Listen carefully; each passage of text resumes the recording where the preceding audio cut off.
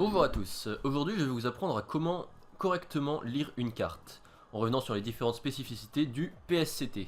PSCT qui veut dire Problem Solving Card Text, ce qui en français se traduirait en texte de carte qui résout les problèmes, plus ou moins. Le PSCT est une nomenclature adoptée en juillet 2011 dont le but est d'uniformiser le vocabulaire et la ponctuation utilisés dans les textes de cartes afin de mieux définir leurs effets et faciliter certaines règles en retirant un maximum de confusion. Commençons par parler de la ponctuation. Avant tout, il est important de se souvenir que l'activation d'une carte magie ou piège démarre toujours une chaîne, et par conséquent il est toujours possible d'activer une carte ou un effet en réponse à l'activation.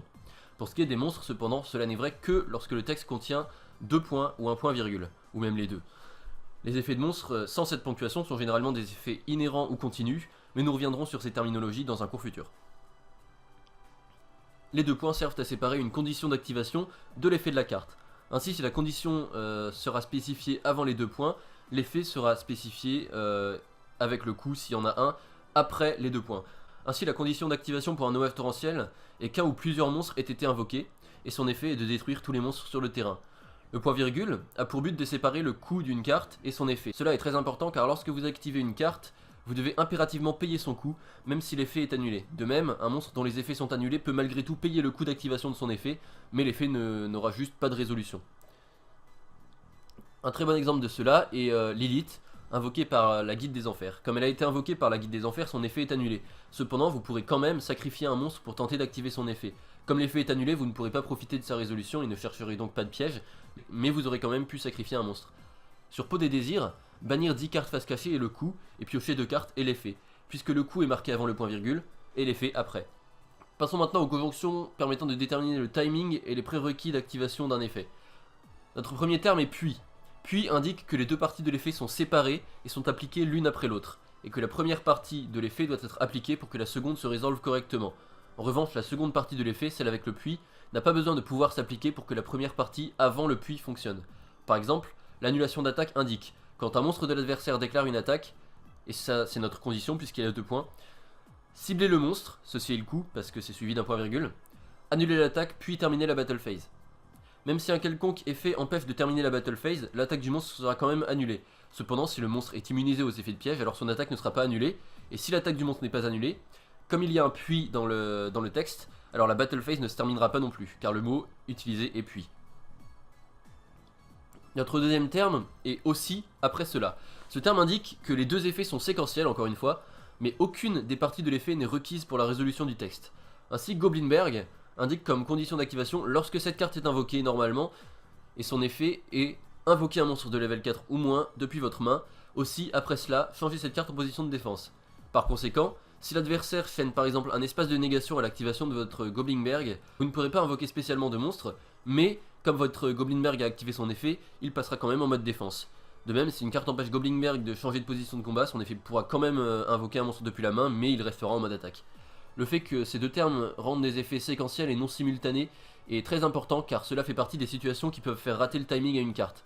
Un cours plus approfondi sera d'ailleurs donné pour justement expliquer plus en détail la mécanique de rater le timing, car c'est une mécanique très importante et assez complexe à comprendre. Le terme suivant est aussi. Aussi indique que les effets de la carte sont simultanés et qu'aucune des deux parties de l'effet ne doit obligatoirement résoudre pour permettre à l'autre de le faire. L'effet du marchand ésotérique, par exemple, indique ajouter cette carte à votre main, aussi envoyer le reste au cimetière. Si les deux effets peuvent résoudre, alors ils le font en même temps. Et même si par exemple une macro-cosmos est sur le terrain, la carte révélée sera ajoutée à la main. De même, si un roi du tonnerre Raiho est sur le terrain et empêche d'ajouter une carte à la main, le reste des cartes, celles qui n'ont pas été révélées par l'effet du marchand ésotérique, seront quand même envoyées au cimetière. Le terme suivant est « et si vous le faites ». Il indique deux effets simultanés encore une fois, mais dans cette terminologie, le premier doit résoudre pour que le deuxième fonctionne. Par exemple, le rechargeur fou indique « envoyez 2 cartes de votre main au cimetière et si vous le faites, piochez 2 cartes ».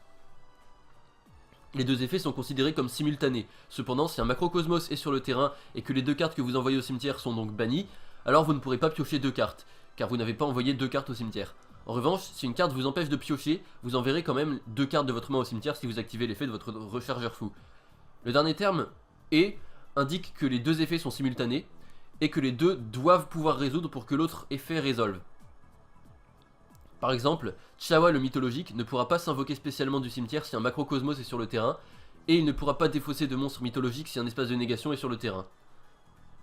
Pour finir, parlons de certains termes utilisés sur les cartes. Activer indique une activation avec succès de la carte. Ainsi, si une carte ne pouvant être activée qu'une fois par tour est annulée, alors elle peut être activée une nouvelle fois pendant le tour. Au contraire, utiliser indique simplement une tentative d'activation de la carte. Ainsi, si une carte ne pouvant être utilisée qu'une fois par tour est annulée, alors elle ne pourra pas être réutilisée ce tour.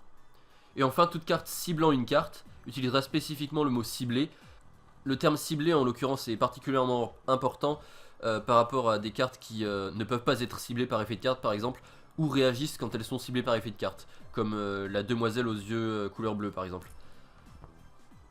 J'espère que ce cours vous aura été utile et nous nous retrouverons la prochaine fois dans une étude du tout premier format du jeu de Duel de Monstres en 2002. N'hésitez pas à me soutenir sur Tipeee comme Lunis et Backapple, mes deux soutiens Tipeee actuels. Et n'hésitez pas à laisser un like sous la vidéo si elle vous a plu et à vous abonner. De la même manière, cela me soutient même non monétairement et permet à ma chaîne d'augmenter en taille et de toucher plus de monde. Ainsi, mes cours pourront être vus par plus de monde en l'occurrence. Sur ce, à bientôt.